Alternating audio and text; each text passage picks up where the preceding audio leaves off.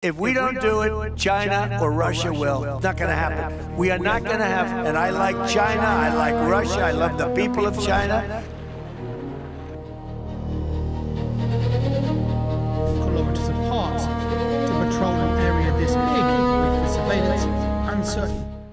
US President Donald Trump has triggered global shockwaves by openly threatening to seize Greenland, brushing aside Denmark's sovereignty, and warning the US will act whether they like it or not.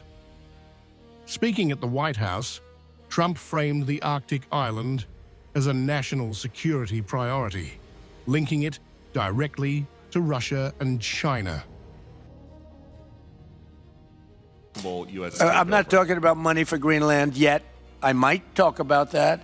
But right now, we are going to do something on Greenland, whether they like it or not.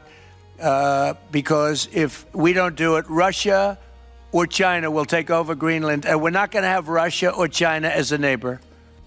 Trump made it clear that diplomacy is optional. If negotiations fail, he says force remains on the table. His language marks one of the most explicit threats by a sitting US president against a NATO ally in modern history.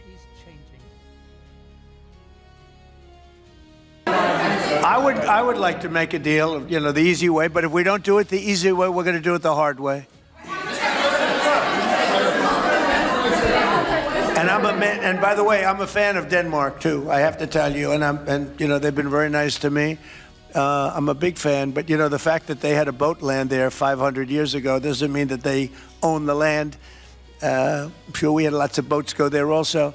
But we need that because if you take a look outside of Greenland right now, there are Russian destroyers, there are Chinese destroyers and bigger, there are Russian submarines all over the place. We're not going to have Russia or China occupy Greenland, and that's what they're going to do if we don't. Trump argues that ownership, not agreements, is the only way to secure Greenland. Despite an existing US military base and defense access, he insists leases are meaningless, and full control is necessary to block Russia and China in the Arctic.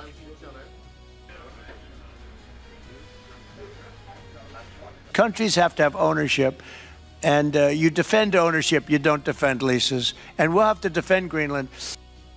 Denmark and Greenland have flatly rejected any takeover.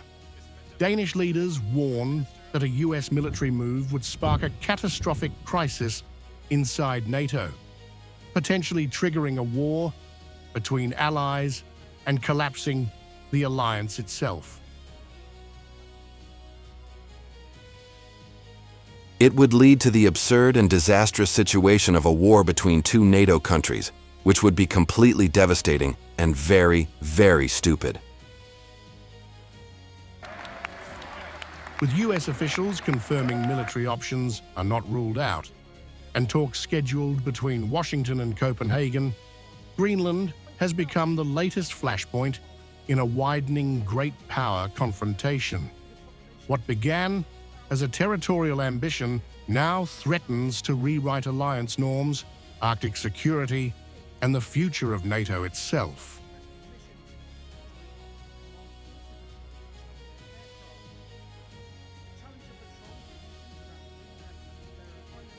A seismic shift in global cooperation is unfolding. The USA has announced its withdrawal from 66 international organizations, signaling a definitive move away from multilateralism.